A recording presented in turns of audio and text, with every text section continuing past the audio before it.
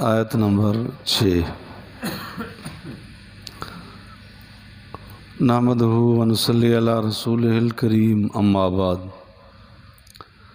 فاعوذ باللہ من الشیطان الرجیم بسم اللہ الرحمن الرحیم لہ ما فی السماوات وما فی الارض وما بینہما وما تحت الثری۔ اللہ تعالیٰ ارشاد فرما رہے ہیں لہو ما فی السماوات وما فی الارض، اسی کی حکومت ہے جو کچھ آسمانوں میں ہے جو کچھ زمینوں میں ہے، اللہ کا ملک ہے۔ عارضی کچھ دیر کے لیے ملکیت دے جاتی ہے تو اس ملکیت پر اگلے والا اکڑے، کچھ عرصے کے لیے دیے، عارضی دیے۔ ہر چیز کا اصل مالک تو اللہ ہے۔ وما بینہما وما تحت الثری، جو آسمان اور زمین کے درمیان میں ہے اور جو ساری زمینوں کے نیچے، گیلی مٹی کے نیچے بھی ہر جگہ پر حکومت اللہ کی چلتی، اختیارات اللہ کے چلتے۔ تو کیا خیال ہے، مردے تو آسمانوں پہ رہتے ہیں نا،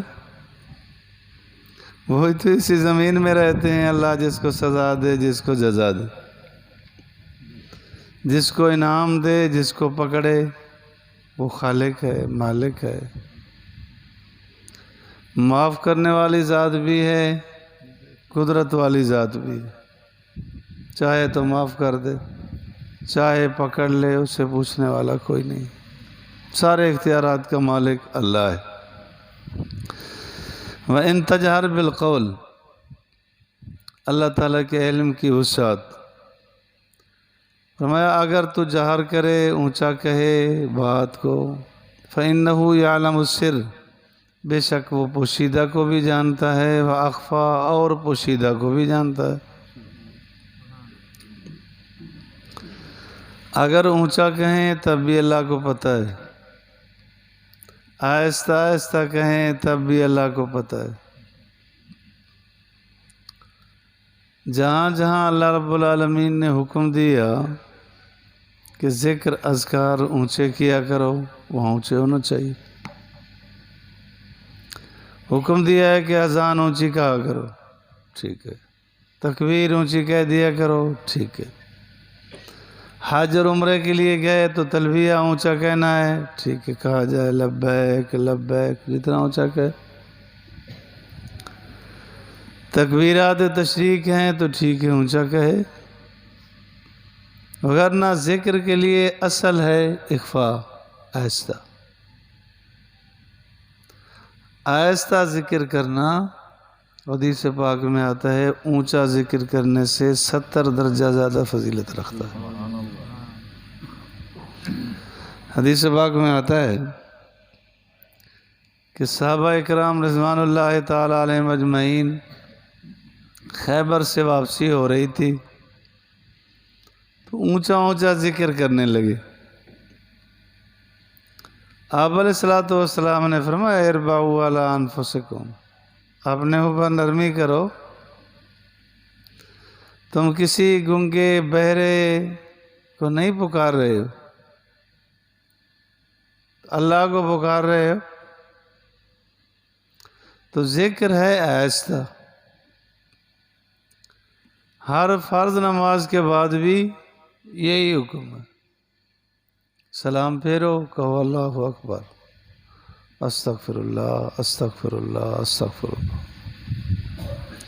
آیت الکرسی پڑھو۔ حضور علیہ السلام نے فرمایا ہر آدمی پڑھے گا مگر منافق نہیں پڑھے گا۔ یاد کرنی چاہیے، پڑھنی بھی چاہیے۔ تسبیح فاطمی سبحان اللہ الحمدللہ اللہ اکبر پڑھے، لیکن نہ حضور علیہ الصلوۃ والسلام سے نہ صحابہ سے جہر کہیں ثابت نہیں کہ زور زور سے ذکر کرنے لگے کہ کئیوں کی نماز خراب ہو، یہ تو جائز نہیں۔ تو ذکر نماز کے بعد جائز ہے، لیکن جہرن جائز نہیں، وہ بدعت ہے۔ اس سے بچا جائے۔ آپ علیہ الصلوۃ والسلام نے جو تعلیم دی ہے وہ قیامت تک کے لیے تعلیم ہے۔ تو ذکر جس وقت کسی کی نیند خراب ہوتی ہے، نماز خراب ہوتی ہے، تو قرآن پاک کی اونچی تلاوت بھی درست نہیں، تو اس کا سکون برباد ہو جائے۔ تو ذکر ایسا کیا جائے اونچا نہ ہو۔ حدیث پاک میں آتا ہے آپ علیہ الصلوۃ والسلام نا صحابہ کا جائزہ بھی لیتے تھے۔ حق بنتا ہے استاد کا، منتظم کا، کہ وہ جائزہ لے، یہ جاسوسی میں نہیں آئے گا۔ آپ علیہ الصلوۃ والسلام تشریف لے گئے تو صدیق اکبر رضی اللہ تعالیٰ عنہ تہجد کی نماز ادا کر رہے تھے، تلاوت آہستہ کر رہے تھے۔ آگے گئے تو جناب عمر رضی اللہ تعالیٰ عنہ تلاوت کر رہے تھے، اونچی کر رہے تھے۔ اب دونوں نے حضور علیہ الصلوۃ والسلام سے پوچھا نہیں تھا کہ آہستہ کرنی ہے اونچا کرنی۔ آپ علیہ الصلوۃ والسلام نے دونوں کو بلایا، شیخین ہیں، دونوں کو بلایا، فرمایا ابو بکر میں نے رات سنا آپ تلاوت آہستہ کر رہے تھے۔ بڑا پیارا جواب دیا، عرض کیا اسمعت من ناجیت، میں تو اس کو سنا رہا تھا جو دلوں کے بھیتوں کو جانتا ہے، میں اس سے مناجات کر رہا تھا۔ بات تو ٹھیک۔ حضرت عمر رضی اللہ تعالیٰ عنہ سے پوچھا کہ آپ اونچا کیوں پڑھ رہے تھے؟ تو انہوں نے عرض کیا نیند کو اڑا رہا تھا، شیطان کو بھگا رہا تھا۔ جواب معقول ہے، لیکن حضور علیہ الصلوۃ والسلام نے فرمایا ابو بکر تم تھوڑی سی تلاوت اونچا کیا کرو، عمر تم ایسا کیا کرو۔ وَإِن تَجْهَرْ بِالْقَوْلِ، کہ جہر کرنا ہے، وَلَا تُخَافِتْ بِهَا وَابْتَغِ بَيْنَ ذَلِكَ سَبِيلًا، درمیانی راہ رکھو۔ دین نام ہے اتباع کا، اگر اپنی خواہشات کے مطابق کہ میرا دل یہ چاہتا ہے، بس پھر تو اس کا دل چاہتا ہے، دین اسلام تو نہ ہوا۔ لطیفہ سا ہے کوٹ مٹھن کا واقعہ علاقے کا، کہ ایک بابے سے میں نے پوچھا، میں نے کہا جی یہ جو صلاۃ و سلام پڑھتے ہیں اذان سے پہلے حضور کے زمانہ میں، صحابہ، تابعین، تبع تابعین کے زمانہ میں نہیں ہوتا تھا، حضور علیہ الصلوۃ والسلام سے 7 صدییں 8 صدییں بعد میں شروع ہوا، 781 میں شروع ہوا، یہ 781 ہجری میں شروع ہوا، تو 8 صدییں بعد میں۔ انہوں نے مجھے کیا جواب دیا، کہنے لگے جی آپ نے دیکھا نہیں ہے کہ کپاس کو جب بیماری لگتی ہے پھر سپرے کی جاتی ہے، کیڑا لگتا ہے تو پھر سپرے کی جاتی ہے، تو جب سے یہ کیڑے آئے نا اس وقت سے ہم نے سپرے کرنا شروع کی۔ اس کا نام دین ہے، اس کا نام دین ہے کہ جی فلاں کے لیے سپرے کر رہے ہیں، فلاں کے لیے، فلاں کے لیے، تو دین نہ ہوا نا۔ دین تو اتباع کا نام ہے۔ حضور علیہ الصلوۃ والسلام نے جو فرما دیا صحابہ نے کر کے دکھا دیا، اس کا نام دین ہے۔ اس سے آگے پیچھے بڑھیں گے اپنی مرضی ہوگی۔ من احدث فی امرنا ھذا ما لیس منہ فہو رد، کہ جو اپنی طرف سے گھڑ کے ملائے گا، حضور نے فرمایا فہو رد، وہ مردود ہے، بیکار ہے، وہ نہیں چلے گا۔ تو جہاں جہاں شریعت نے کہا کہ جہر کرو اونچا کرو ٹھیک ہے کرو، جہاں نہیں تو نہیں۔ وَإِن تَجْهَرْ بِالْقَوْلِ، اگر جہر کرے تو فَإِنَّهُ، بے شک جانتا ہے سر کو اور اخفا کو۔ سر کا معنی علماء فرماتے ہیں کہ یہ ہے کہ پوشیدہ رکھے کہ خود کو اچھی طرح پتہ ہو،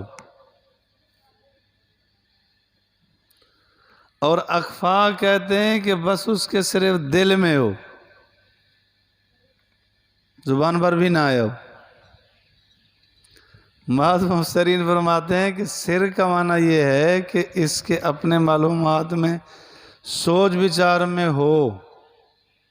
اخفا کہتے ہیں جو ابھی اس کے دل میں بھی نہیں آیا، وہ بھی اللہ جانتا ہے۔ کل کیا ہوگا، کیا کیا خیالات آئیں گے، کیا کیا منصوبے اور پروگرام ہوں گے، ابھی کوئی پتہ نہیں۔ وہ اخفا اللہ اس کو بھی جانتا ہے۔ یہ لطائف کو بزرگان دین جانتے ہوتے ہیں، جو کرتے ہوتے ہیں۔ یہ روح ہے، قلب ہے، سر ہے، خفی ہے، اخفا ہے۔ ہمیں تو ان چیزوں کی ہوا بھی نہ لگی، وہ اللہ والوں کو پتہ ہوتا ہے کہ کیا کچھ کرنا ہوتا ہے۔ کہ روح دائیں طرف ہے، قلب بائیں طرف ہوتا ہے، سینے کے درمیان میں، پھر سامنے، اور جو اخفا ہے وہ سر کے درمیان، جس کو علامہ اقبال نے اس انداز سے بیان کیا: اے طائر لاہوتی، اس رزق سے موت اچھی، جس رزق سے آتی ہو پرواز میں کوتاہی۔ کہ اللہ اور بندے کے درمیان میں جو ربط توڑنے والی چیزیں ہیں وہ بیکار۔ تو وہ اخفا اسے بھی کہتے ہیں کہ جو بس اللہ تعالیٰ سے ربط ہو، اور ایک مقام ہے، کیفیات۔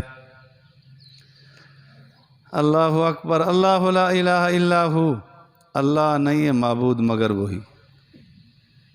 حضرت حاجی امداد اللہ صاحب رحمۃ اللہ علیہ فرماتے ہیں: اللہ لا الہ الا ہو، کچھ بھی نہیں، پھر ہوگا کیا، کس سے ہوگا، کیسے ہوگا؟ تو اس کا جواب فرمایا: اللہ الاسماء الحسنی، اللہ کے نام سے سب کچھ ہوگا۔ کہ اللہ کا نام لیں گے پھر کائنات بھی آباد ہے، بندہ بھی آباد ہے۔ اگر اللہ کا نام نہیں تو کچھ بھی نہیں، وہ ویرانہ ہے، دل نہیں، وہ جنگل ہے، کچھ بھی نہیں ہے اس میں۔ اس وجہ سے کافر کی نہ دین ہے نہ دنیا ہے، نہ دنیا ہے نہ آخرت ہے، کچھ بھی نہیں ہے اس میں۔ دھوبی کا کتا، نہ گھاٹ کا نہ گھر کا، وہ کسی کام کا نہیں ہوتا۔ اللہ لا الہ الا ہو، اللہ نہیں ہے معبود مگر وہی۔ اصل یہی ہے، اللہ کی توحید، اللہ کی وحدانیت، بس اللہ ہے، سب کچھ۔ لہ الاسماء الحسنی، اللہ کے اسماء حسنہ ہے۔ ذاتی نام تو اللہ ہے، باقی صفاتی نام اس کے متعلق کئی اقوال ہے۔ مشہور قول تو یہی ہے کہ 99 ہیں، جیسے قرآن پاک میں کسی بعد میں لکھے بھی ہوتے ہیں۔ بعضوں نے کہا 1000 ہیں، بعضوں نے کہا 5000 ہیں، 10,000 ہیں، بعضوں نے کہا 1,00,000 ہیں۔ نبراس والے نے بہت سارے اقوال نقل کیے، بے شمار اللہ کے نام، صفاتی نام۔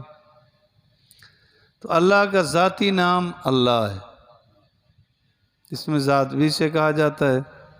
اللہ مجھے اور آپ کو سمجھ اور فہم قرآن نصیب فرمائے۔